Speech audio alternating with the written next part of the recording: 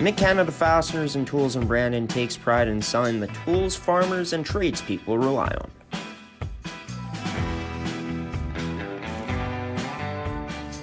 Like our Winnipeg location, Brandon carries the same tools you know and love. From all the brands you can trust, all in one convenient place.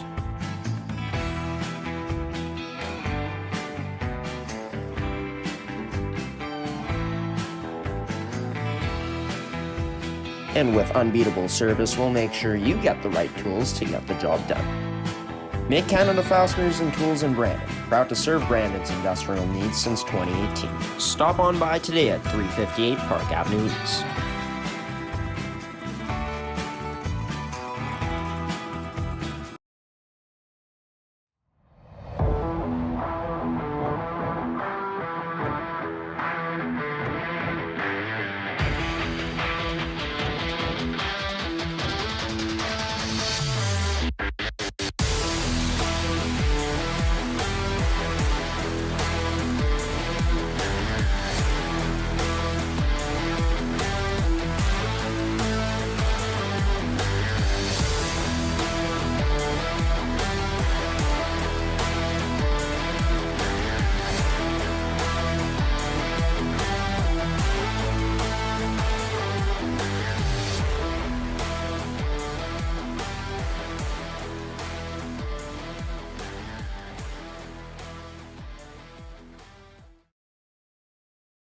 And welcome into episode 21 in season 2 of the MMJHL Podcast, live here on your home for MMJHL Hockey on G Show Productions on gshow.ca.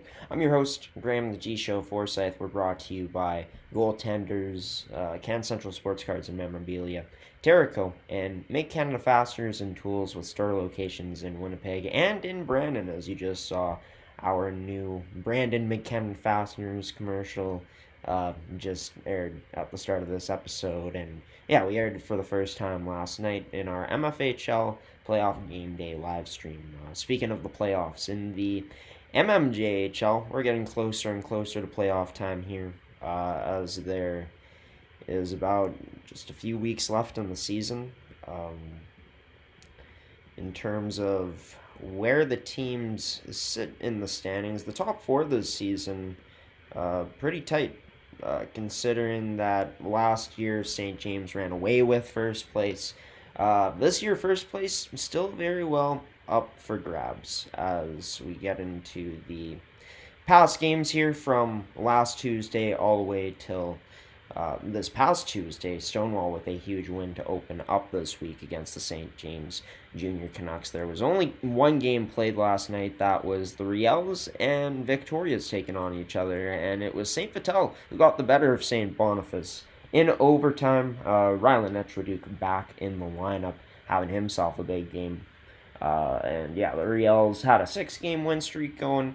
They fall for the first time in 6 games. Their second extra time loss of the season only. There's 4 games on tap here tonight in the MMJHL, and here are how these standings look at this point. The River East Royal Knights officially eliminated against the Charleswood Hawks last Friday. River East needed to win out to be able to make it in to the playoffs. They also needed some help from the Raiders Junior Hockey Club losing out to. The Raiders won't have to worry about that, as they are the last team in to clinch at this point, with at most 5 games left in the season for these teams. Fort Garry on top right now with 64 points.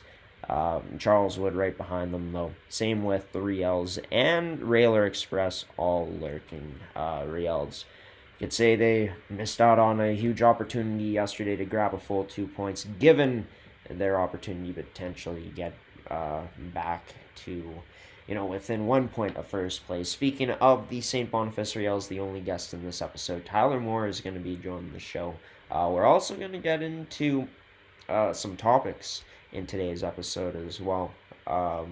Taking some inspiration from the Four Nations, which technically they played that tournament during All-Star Week, since All-Star Weekend would have been this past weekend. But yeah, for the MMJHL, All-Star Weekend was this past weekend for them. And we're, going to get into just a whole bunch of different things in this episode today. I'm excited for it. I hope you are too. Tyler Moore, though, assistant coach and general manager of the St. Boniface Riels, joins me next in a pre-recorded interview that we did around this time yesterday. So let's get into it right now here on episode 21, season 2 of the official podcast here on G Show Productions on gshow.ca. Tyler Moore, assistant coach and general manager of this year's St. Boniface Riels team in the MMJHL, joining this edition of the MMJHL podcast. Tyler joined the show earlier on this year. It's great to be able to reconnect with you. And yeah, at this point in the year, things have been going pretty darn well for the St. Boniface Riels in the midst of trying to, of course, get higher up in the standings, but right now the squad must be pretty happy with where they're at, tied third with 5 games left in the season. Yeah, it's a pretty good league this year, and we're lucky enough to be chasing down a top 2, 3 seed heading to the playoffs. So the guys are happy, but we know playoffs is when it really matters. So just trying to do the best we can to set ourselves up come early March here. So Yeah, for sure. Playoffs definitely a different ball game, even though the sport played with a puck instead of a ball on in ice hockey at least. But yeah, for this Riels team throughout the past 3 years, there's been a lot of great progression throughout just the team's results. Of course, playoffs hasn't even begun yet, but this team looking like they'll probably finish with maybe their best regular season throughout these past 3 years. So how huge has that been to just see that progression continue seen in real time this year with this year's group? no, that's right. Full credit to the group before me, the staff. Um, I know like there was a big culture change. I know at least last year when I was there from the year prior, I heard all about it. And it's just a testament to our players and our staff now. With Paul coming in and having the kids buy in and being a good coach and Sean being steady the whole time. And the kids, buying in and having fun with it. So it's a tight-knit group. Everyone's having fun, which to me is very important in junior. But at the same time, winning's fun and there's an expectation or result that you're chasing. Sorry, dog, but you're chasing as a team. So, um, it's just a testament to the group we have this year. Um, some newer players and some guys that have been there last year and the year before when the Reals didn't have, my understanding, such a great season. So, we're really looking forward to the playoffs coming up, and yeah, hats off to them. Yeah, and this team ranking first in goals for per game right now, most in the league throughout 40 games, least goals against per game, and top four in both special teams rankings. We talked about the power play, I think, last time out. And it was something, no matter if we talked about it or not, that I mentioned last year is kind of a negative for the St. Boniface Riels team. Of course, there's been some huge moves made to be able to adjust the power play and get it to where it's at this point in the year. But just talk about how huge that's been to see even more scoring from a team that was already so good defensively heading into the year. Yeah, we on the power play we made some moves to improve the power play. Some good players that we brought in that uh, I was able to play or sorry, coach against last year, and a couple additions that helped that power play. But I think ultimately, testament is our players working with the coaches and simplifying something and then perfecting it, not going too complicated. So I think earlier this year, we were still learning, figuring that out, and then once we kept working at it, then the groups kept working at it. Um, they've seen some success. So I really like the players working on there and they're working hard, which is important. I think on the power play, from my experience, some players can think they could take it a little easier.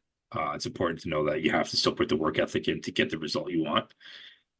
So I think it's a combination of some personnel helping, guys staying committed to it and working with the coaches, and just simplifying our process on our units. So it is, again, hats off to the players and our staff. Paul and Minks for really getting that to where it is today. Yeah, and the players seeming like they've just gelled really well together on this year's Real squad. A really strong core heading into the year, and it's been added on to with some players that had some quality playoff experience last year. last year player this year, and Mike Hepner being added early on in a trade with Pembina Valley, along with Alex Van Dynes coming in to add even more depth and scoring to the squad. And then most recently going out and adding another Pembina Valley player, this time in net, who was a part of, in my opinion, the best goaltending tandem in the league last season with PV and Owen LaRock. Pretty successful year, I'd say, for yourself, first year as a GM. Talk about, yeah, I guess the process and your thinking, your strategy heading into those moves and why they were made. Yeah, it's a good question. We're happy with all the moves we made. You know, every player has been good on the ice, but what's also very important is we make sure that they fit into the room. Um, yes, we have a tight knit room, and I hold that's very important to me. Um, and to our coaching staff, so it's not a singular there. Uh, Acquiring all of them, and what went through my mindset was, if you have a chance to get better, you try to do it. In junior hockey, I find that a lot of teams go through windows, and I just felt like this was a good opportunity, a good window, given some of our players and our personnel. So acquiring them was the intent was to support that window, but sometimes you have to give up some younger, players, and so we'll see how that pans out in a couple of years and whatnot. But um, we just feel like we're in a good window, and so are a lot of other teams in the league. You look around, and I see a good team in Charleswood. See, the Twins are right now an older team, but a very strong team, and Transcona has a good age grab team there as well. And there's lots of other teams of good people that are 19, 20, which is kind of where a lot of our players sit, right? So, it's going to be a battle for the next few years, but I felt those trades were necessary to keep pace at top of the league, in all honesty. So that's kind of what went into it, is I had to pull the trigger in order to keep pace with what was going on in the league today.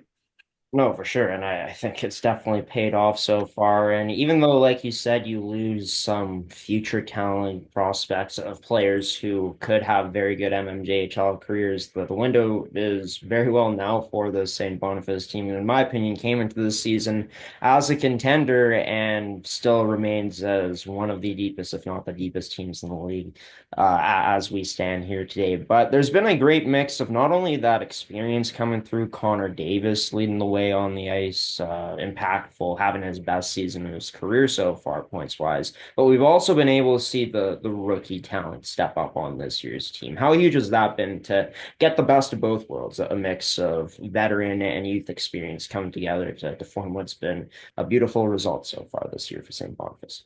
Yeah, it's a privilege to have some 21s lead the way. Our whole leadership group are 21-year-olds. And then we have some good 20s, and we have our whole team's good. We have 20-year-olds, we have 19-year-olds, and we have some 18-year-olds. So I like having that spread amongst the team. The leadership group, like you mentioned, obviously the 21s. Hepner doesn't wear an A. He's another great 21 example who's a leader.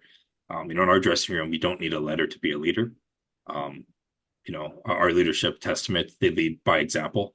If you watch Connor Davis or Ty McNaughton, Keats, if you watch these guys play, they all lead by example on the ice. So I think everyone just kind of follows that way, and that's what you want in building a culture, because then the expectation would be next year everyone's, say with us for your first year right now, like the St. Boniface Riels standard, because it was led by the Connor Davises, et cetera, the year before. So now you know what to expect this year, and that's just a standard that we keep within our dressing room. You've mentioned the room quite a bit, and I think that the room culture, it all plays into each other, right? And that's something that I think the Reals have benefited from here, specifically these past 2 years, and then adding on to this year has been that strong culture. Do you feel like that's something that could, I mean, playoffs, we don't know until we play the games, right? But do you feel like this is something that could be truly valuable to this team moving forward to have that big run, to know that there's so much belief and so much good positivity in this culture? Yeah, absolutely. Like people still get on each other in a positive way. It's important to light a fire when that's needed. At the same time, it's important to congratulate the player beside you. So it's a culture of some internal competition, but at the same time, everyone has the one goal of wanting to win. We do have a culture to play the game a certain way. Again, if you look at our 21s, our Matthew Trotz, these types of guys, like I don't know a game like that guy has taken off, and he's maybe a fourth year this year. He doesn't take off a game. He might, players might fight it once in a while. I played the game. Some games you don't got it. It's understood. But one thing you always control is the work ethic you can put in, whether or not, you're bringing your best stuff that day. So, that's one thing we really try to harp on. And the guys harp on each other on that too. It's a standard, like I said, in the room. So yes, I think in the playoffs, I hope it continues. I expect it to, and I think these guys will continue to play for each other and that one goal of winning. Winning at that age is, when you look back, you honestly don't remember who scores the goals. You don't remember anything. You just remember the group of guys you had and the accomplishment you made together, and arguably the party you might have after. So that's kind of what we want to give these guys, this opportunity, and that's why I do what I do in this league. Is it's a pleasure to give kids that opportunity to do that. But again, our staff choose players mostly that see that opportunity and don't mess around with it. Right? There's an expectation that we have on them, and our whole team lives up to it. So it's a great room, and couldn't be more happy right now with the team. Yeah, and currently on a 6-game win streak, 9-0-1 in the team's last 10 games. But quite a battle ahead coming up on Sunday, of course, and then next Friday. Going to be taking on the Hawks next Friday, the Twins on Sunday, and tonight, the soonest matchup coming up against the St. Vital Junior Victorias. For this team, knowing how tight the standings are this weekend in these next 3 games. I'm sure the emphasis quite high on stress and coming away with as many victories as possible, I assume. Yeah, that's correct. Every point matters right now with how tight the standings are. Again, it's a pleasure to be part of a league with last year was crazy. Like outside of maybe St. James, every team I felt neck and neck. And this year it's similar. I think there's 4 teams that kind of maybe pulled up a bit, but we're all neck and neck. So those are fun games to be part of. And that's, what at least we as a staff try to tell our players. Um, those are fun ones. Yes, they mean something, right? So it's a good opportunity to go out. Try to set a pace before playoffs. Also, make sure your game's strong and get the points you need to secure a higher position in the standings. So it's big games, but I feel like every game is a big one, regardless of who you play right now.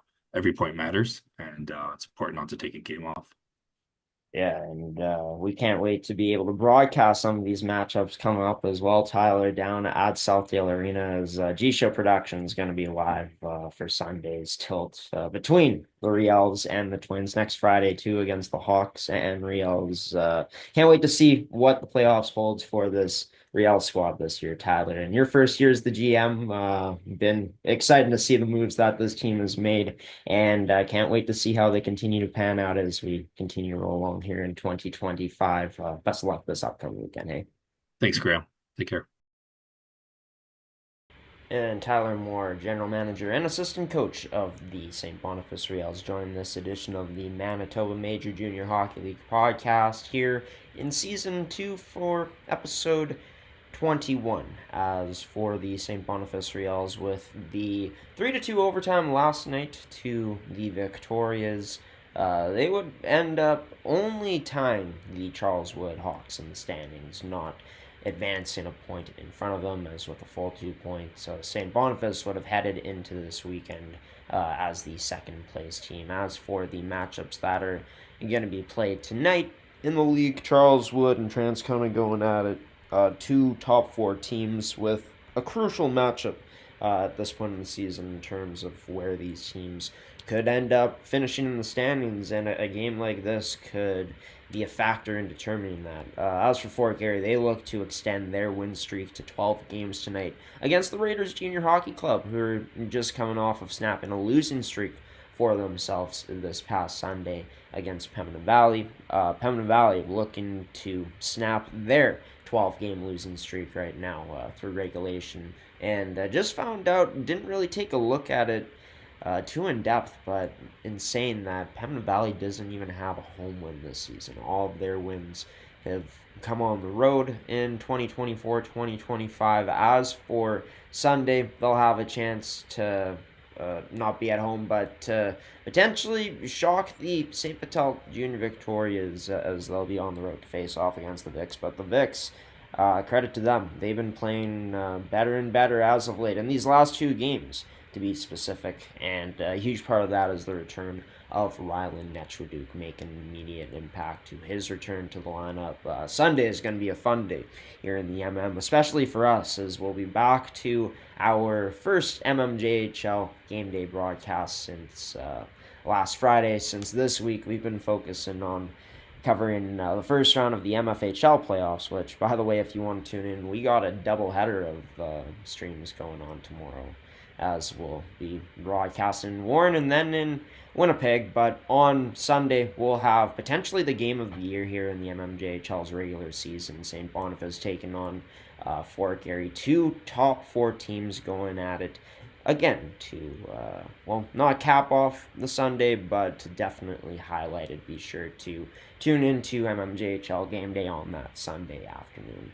on G Show Productions, as that could be a potential final series preview. But we're still getting set for the playoffs here with a few more weeks of regular season. There's been some fantastic games down the line this year in the MMJHL, and even though this one was low scoring last Thursday between the St. Vital Junior Victorias and the Fort Garry Twins, it was a display of fantastic goaltending from Vic's goaltender in Ethan Penner. And for the Fort Garry Twins, showcasing that they're able to power through and get things done when they're not quite able to put the puck in the net at as high of a level as they're accustomed to. It was a battle last Thursday in St. Vital, and we got the full highlights for you. Coming up next, after the highlights, we're going to be showing you all the stats from around the league, as well as talking about some different topics as we continue along here on the official Manitoba Major Junior Hockey League podcast on G Show Productions on mmjhl.ca. Some highlights, a little commercial break, and then more content to come here on this Friday afternoon. Dial into this first period of action that is about to be underway between the 2 squads here from the Centennial at St. Vital Centennial Arena. Of course, I'm your play-by-play commentator, Graham the G-Show Forsyth. This is MMJHL Game Day on your home for MMJHL Hockey on G-Show Productions on mmjhl.ca. And him and Rylan Netraduk out of the lineup, as Rylan Netraduk still out with injury. Matani trying to dangle through. Number 2 and Philippe loses the puck. That's back into the slot. Big save by Penner. Rebound unable to be put on net there by the Twins. It's down low. Hugan behind the back pass. Medwick denied by that left pad in the slot. It's this play back in neutral zone. Hugan some silky mitts to evade a defender. Gets it back now into the slot for Medwick. Turned aside by Penner again. And a big hit there along the boards by Tyler Rubini. The Victoria zone won by the Twins. Played D-to-D. Off the skates of Caligari, and that he whiffs on it off the board. Says, oh, Devin Superman pass! Denied off that chance was McLeod. So what a pass there, a feed from Blake Lee. Could have been assist of the year. Worthy off the bar. That rings for number 19. His shot just turned aside by Penner as he just gets a piece of it. Back to Halamandaris. He unloads the shot. This time scores. This stacked Fort Garry power play connects, and it didn't take long for them. Only 16 seconds in. So he's got his Twins up 1-0. Cross ice to the Leeds point leader in Gorchinski. He dazzles his way through. Rebound, scores. But net off. This one coming back. Cross ice, and there's levels to that attack for this Twins team, like I talked about earlier. It's back Canoe. He tries to shoot that through a screen and on net, but couldn't get it there. As back to Canoe, his shot denied this time. Penner makes another save. Possession on this penalty kill, as we just saw there with them sending it down. The Vics get it back. That cross-ice feed catching up to it was Luke Elliott, building speed up that left side. Pass into the slot. Kirkness gets it to the net, scores! Number 9, Tyler Rubini puts home the loose puck. The captain for St. Vital ties this one up at 1 apiece. Held in at the point, but oh no, turned over off of the blade of Jaquette. 2-on-1 developing. Neufeld, his shot turned aside by Penner. The Vics goaltender continues to stand tall in his crease. Willis right back to Nell off of the end boards. Nell looks to go for a skate, but intercepted, pickpocketed by Canoe. His shot turned aside by number 29 in Penner. As Penner gets aggressive. As mentioned, the one shot earlier on, a heavy one from Carter Howell-Mandaris to open up the score. And maybe here again, Howell-Mandaris in the slot, almost alone. His shot turned aside by Penner this time. That rimmed all the way around to Medwick. Tried to fire that pass towards the net, but couldn't get it there. Willis was taken out by a twin. Now that to Matani. He's denied. Can't be whacked out by Luke Elliott. Held in by Matani. Instead, into the slot. Howell-Mandaris denied by Penner. By the Twins, and DDD in their own end before working it up towards the net. Balshaw unable to unload on the backhand as Philippe was with him right away. As the Victorias look to work this puck. A bit of patience. First, Gorchinski strips away a man of the puck. Almost gets to it first into the slot. Howell-Mandaris can't get that through on net cleanly. As Hedlund works his way up and the play activated into the slot. Tried to whack that away from Philippe. Now Hedlund gets it. His shot turned aside by Penner in the slot as Hedlund took out hard into the corner. As this turned over high up, Livingstone worked his way in but couldn't get a shot off. That low slot scores!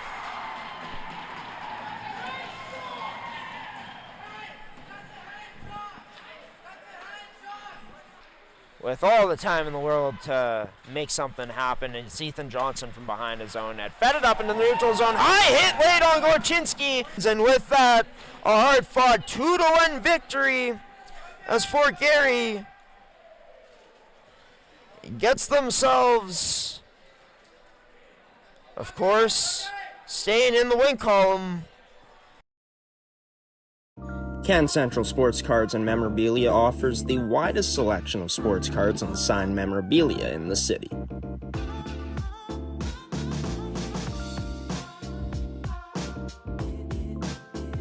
For dedicated casual and new collectors, Can Central Sports Cards and Memorabilia has everything a collector could ask for. Everything we sell is stored with care, and with help from our knowledgeable team, we'll help you find exactly what you're looking for. We carry Upper Deck hockey card brands like Series 1 and 2, the Cup, Ultimate, SPA, and plenty more. So what are you waiting for? Come down to Can Central Sports Cards and Memorabilia, Winnipeg's premier sports cards and memorabilia store.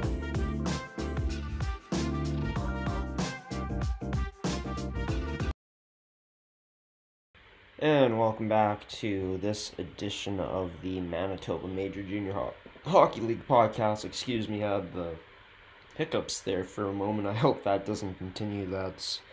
It's quite annoying, but yeah, into this part of the episode now where we're going to get into statistics, some topics from around the league. Of course, we did an episode on Sunday afternoon, talked about the All-Star game, then gonna talk about it one more time here, as there's also a topic relating to it that I want to talk about that's inspired based off of the Four Nations. And speaking of Four Nations, so Seth Jarvis got put into the Team Canada lineup last night as he was playing in the gold medal game, and quite an unbelievable story of how his friends ended up getting there, as the Fort Garry Twins ended up posting this, but it was tweeted by, or I guess posted on X by Luke's Fox Jukebox, saying that Seth Jarvis's childhood friends or buddies packed into an SUV and drove 30 hours from Winnipeg to attend the gold medal game last night in Boston. Jarvis was quoted saying, "Shows how crazy Canadians are." And two of those friends were two former Fort Garry Twins and Captain Sloan Tremblay and Matt McLeod. Sloan Tremblay, of course, a Fort Garry Twin and the captain for them at one point, even their captain last season. And yeah, for this team, for this Team Canada squad to be able to get a gold medal win over the Americans is always special. And I mean, for a Winnipeg boy and Seth Jarvis to get some playing time into the lineup and to have his buddies get down there, and 2 of them being former Twins players. I think that's pretty darn cool, if I do say so myself. Fantastic tournament, by the way, the Four Nations tournament, and that begs the question, in my opinion, right? The MMJHL. This is the first topic I actually want to talk about, but what other events could the MMJHL add into their schedule to showcase their best, right? They do it every season with the All-Star Game. As for the best of my knowledge, I think a few years back, in the 2010s, I remember, because I used to follow the MMJHL as a kid a little bit, when I was in high school, and, well, yeah, more so in high school, I'd say. And I remember one year there being like some sort of tournament that happened, so I think some sort of in-season tournament would be pretty cool. Even though that, yeah, there are only 10 teams in this league, and are there any other leagues in Manitoba that compare with it? Like, the MJHL is a level up, and the 2 leagues are just completely different in different ways at that, right?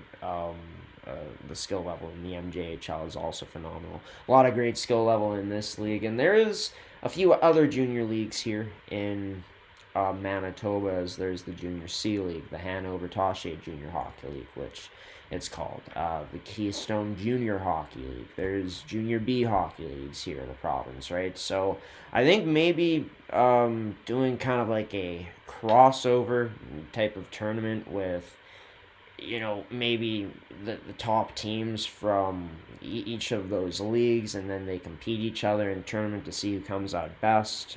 Maybe even a 3-on-3 type of tournament. That would be cool. Maybe you put the All-Star Game to 3-on-3 at one point. Even though the All-Star Game, the product was pretty good this season. But yeah, I think it would be cool for the MMJHL to try to venture out into doing different things with their players to showcase them against the best from potentially other leagues here in Manitoba. I think that would be something pretty cool that maybe the folks up top in these leagues can think about and consider, right? And maybe the leagues end up voting on something like this. But just, yeah, I think for this league specifically, showcasing their players and events where stakes are high too, I think that there's got to be something on the line for these players to win, as 8 teams, by the way, speaking of that, going to be playing for something coming up in March, as playoffs are going to be starting then. All the playoff teams are set here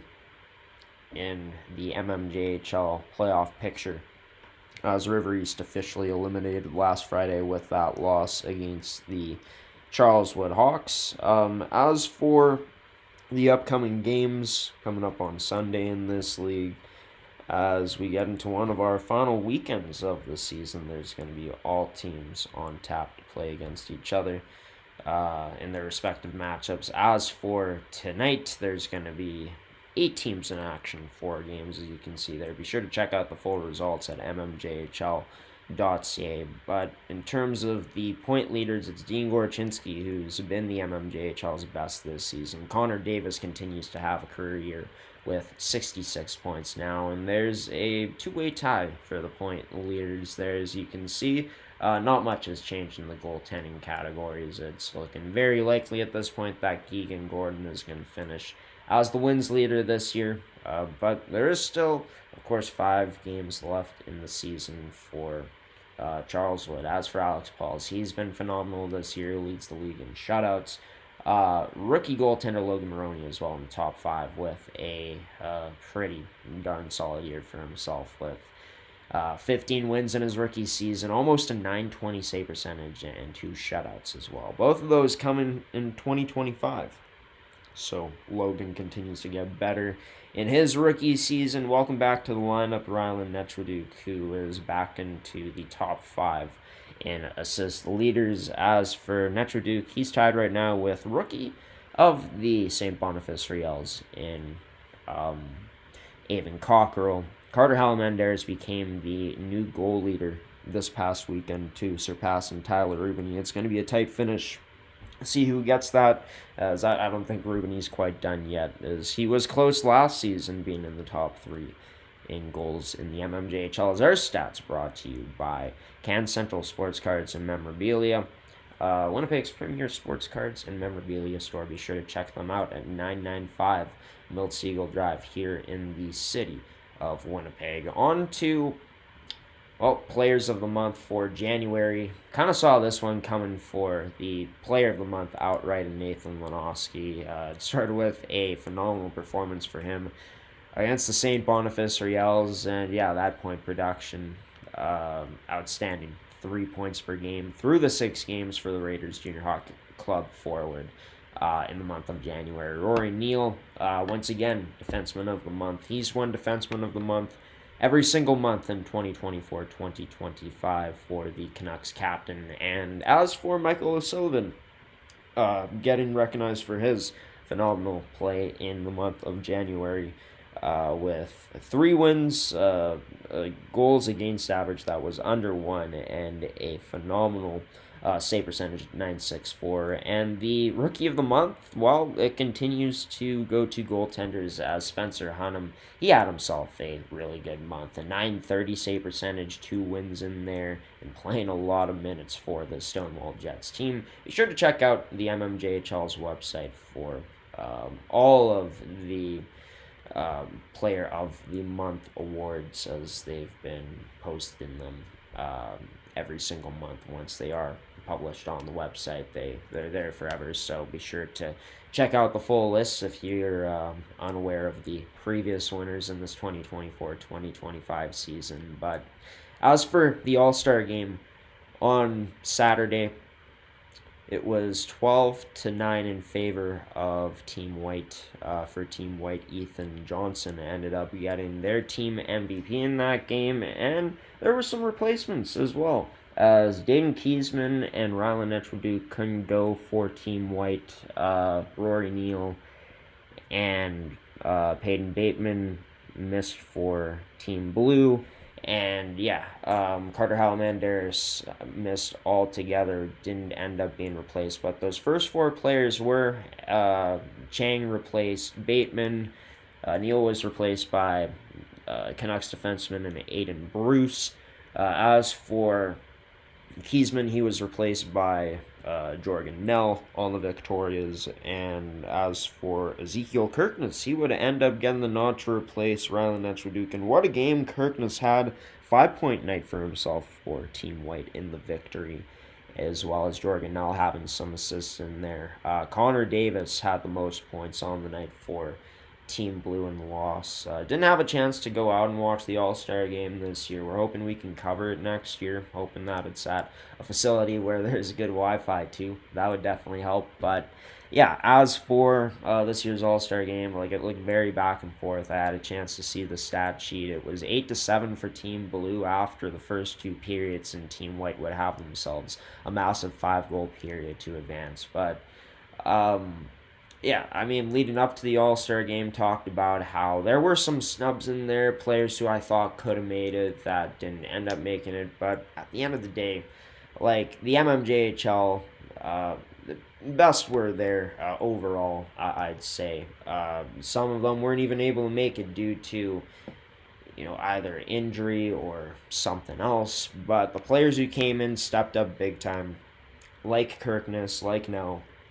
And yeah, these players put on a show, giving the fans in attendance everything they wanted. An All-Star game where, yeah, you got to have a high-scoring All-Star game, I think, and that's exactly what we got. Team White, we predicted them to win, and they end up coming out with the win, although one of the points was they had more traditional players on the defensive side of things, rostering 6 compared to the 4 that Team Blue had. But hey, does traditional positions and defense really matter in an All-Star game? I don't think so. I think it's all about the offense, and that's what we got, over 20 goals, 21 combined in Saturday's affair of the best in the MMJHL. Speaking of the best trades that have been made at the deadline, part 1. Simple reason why this is part 1 is part 2 will be coming once the playoffs have concluded, because hey, one of these additions could end up stepping up even bigger than they have so far, right? But I think there's three that come to mind for me that have really stepped up, that have been creating immediate impacts with their team. Start off with the St. James Junior Canucks and Nate Goodbranson. He was already a top-end player, a superstar on the Raiders Junior Hockey Club, their best player for the past few years. And yeah, you take a look at where he sits right now in the point leaderboards throughout the whole MMJHL, and Goodbranson finds himself within the top 20 of points and has 17 points in 12 games played with the Canucks. A player that's been able to, step up in his new role with this team, which is still playing top-end minutes, and has, benefited big time in a new situation and has been very impactful to start things off. Another player that's been very impactful on his new team is former Royal Knights forward in Kalen Reynolds, who still has another year left in this league as an 04 born forward. But Kalen, since joining Charles Wood, 10 goals, 7 assists for 17 points in 12 games played. Pretty much similar numbers to Ashton Romanek. But I've had a chance, not Ashton Romanek, sorry, Nate Goodbranson. But I've had a chance to also watch Kalen Reynolds in a few games with the Charles Wood Hawks. And this is a player that not only can put the puck in the net and get himself open to get into those opportunities, a very smart player once he gets into the offensive zone, but a player that adds more grit, more physicality, and just more tenacity to this Charles Wood Hawks team, a team that's looking to go on a big run. Reynolds plays now a pretty big role on this team, adding a good offense to the middle six of their lineup, and a player that can play in all parts of the lineup. So I think that's been a huge move that was made for Charles Wood. Of course, they also got Anthony Jacob in that deal, which brought some experience and leadership into that room. But as for the St. Boniface Riels, they made a lot of great trades, and you could talk about Alex Van Dynes, Mike Hepner. I've talked about those moves already multiple times. I think another trade that's among the best, I don't think you can really just pick three, but adding in Owen LaRocque. Look, I had Tyler Moore on the show for this episode. You saw it. You heard him say that he felt that this is this team's window, an opportunity for them to win, basically, is what he ended up saying to me. And this is a team that just through their moves has gotten deeper all season long at every single position, adding on experience, youth to a team that has experience and good youth already. And what do they do to, what is the most important position in hockey, which is in their net? Well, they go out and add Owen LaRocque, who mentioned him in one of my lead-ups to a question that I asked Tyler in the interview. He was a part of the best goaltending tandem in the league last season with Logan Enns and Pembina Valley. And for a Riels team that's already as strong as they are defensively, even though LaRocque came away with a loss in the overtime last night, it just gives this team so much more depth in the most important position on their roster. And say if one of their goaltenders goes down, they got that insurance now, something that no other team has, and a bunch of options. If one of those goaltenders gets cold in the playoffs, you can go to one of the other two. It's been quite the season for Tyler Moore and this Riels staff. Their brass with the moves they've been able to make to bring in the type of talent they have been able to, and yeah, they end up having one of the best trades made. You could argue they've made a lot of top end trades this season. But as for the preview for this weekend coming up, as we take a look again at the upcoming schedule for tonight, as it'll be two top teams going at it in Charles Wood and Transcona. Of course, just to let you know what's coming up, also on Sunday, two top four teams going at it as well. And I think when you take a look at the standings. Like, this is a crucial next few games for these teams in the top four. As for the Riels too, like, you've had success against Saint Vital, but you lose more than you win in these next four games for yourself, and the opponents aren't going to be easy for them, as they got the Twins on Sunday and then Charleswood on Friday. Yeah, I think you'd rather play a team that isn't Saint Vital, given that, I mean, as much as I talked about Saint Vital last week and was critical on them, one of my points was that Saint Vital, when fully healthy, this is a much better team, right? And this is a team that seems to be fully healthy again at this moment in particular. With Netraduke back in the lineup, I think it makes all the difference. St. Boniface, like, on paper, they should be favored to win that series and get by, but you never know, right? I think in this first round, like, no series in these teams' mind is going to be easy, but on paper, you want to try to give your best shot of placing as high as you can in the standings to make that round one, by theory, as simple as possible for yourselves. But yeah, this upcoming weekend, there's going to be top four teams going at it against each other, which these matchups, depending on what the results will be, could very well determine the placements by game 45 in the standings, from where these teams within the top four will finish at. Within the bottom four of the playoff standings, if we take a look at it, like, there could still be a bit of movement within 6 and 7, and maybe the Raiders even move up out of that 8th spot, and either St. James or Stonewall drops. But the top four is just so intriguing, because it hasn't been this close in my time covering the MMJHL. And I think, too, the benefit of it is you're playing against top-end teams, right?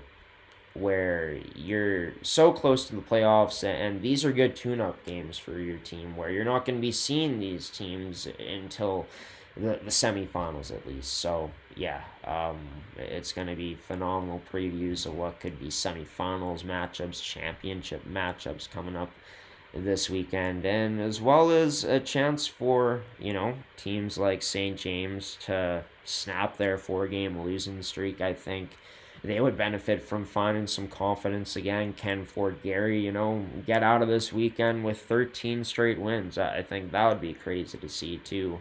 And can Pembina Valley pull off an upset against Stonewall, trying to play spoiler against them to knock a win off in the season series, the head-to-head, even though this game would be on the road for Pembina Valley, still searching for, of course, their first home win of the season, which they'll be on the road twice this weekend. But yeah, I think, too, that it's huge for teams like Charleswood to play against a team like the Stonewall Jets, right? Because if the season were to end today, let's say, these teams would be playing each other in the playoffs. So yeah, there's so much to look forward to this weekend coming up. Be sure to check it out if you can.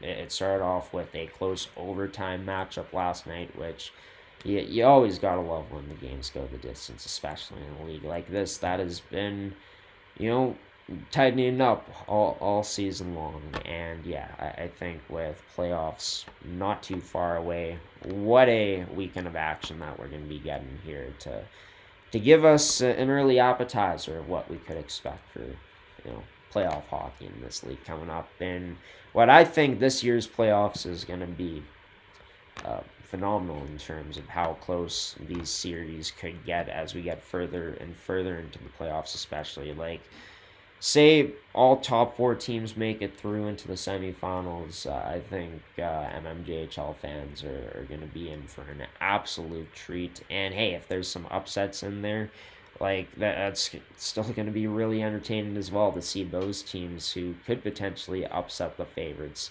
go on a potential run.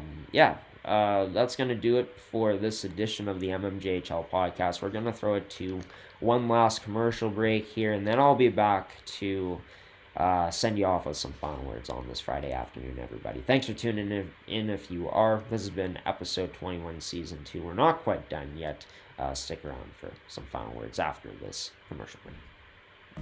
Mid-Canada Fasteners and Tools has been the place to shop for your industrial needs for over 20 years. Carrying the tools you need to get the job done from the brands you can trust, Mid-Canada Fasteners and Tools has you covered.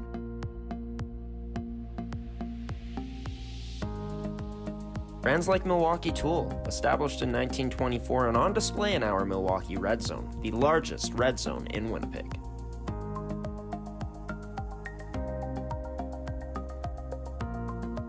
With construction workers and tradespeople in mind, Mid-Canada Fasteners and Tools is your one-stop shop for all your industrial needs. So come on down to our Winnipeg store location today, located on 1557 King Edward Street in Winnipeg, Manitoba.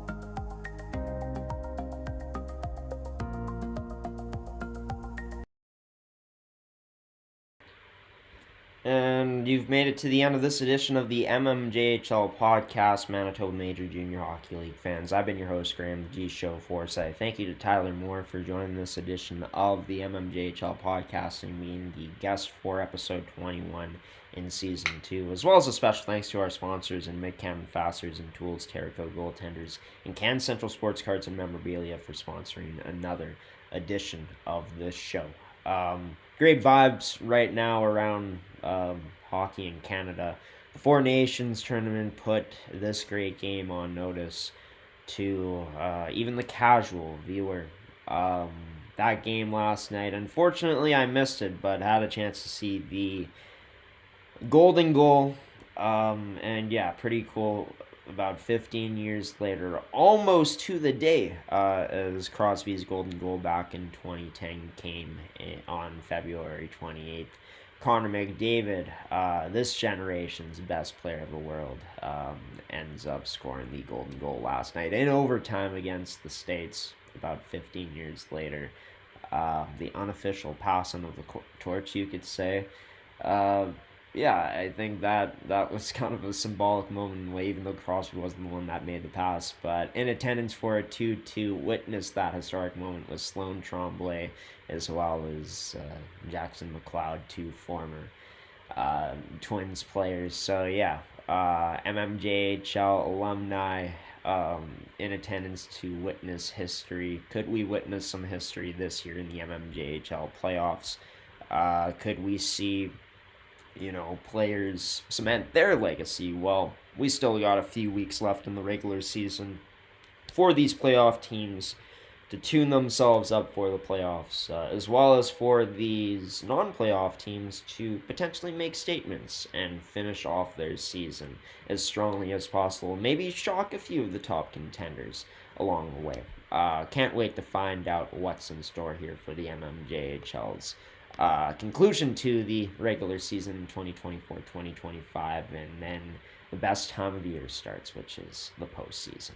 Until next week, everybody, for another edition of the MM Podcast. Stay tuned on our website and on our social media pages for the details. We'll have them posted then, but have a great week and enjoy all the great hockey coming your way.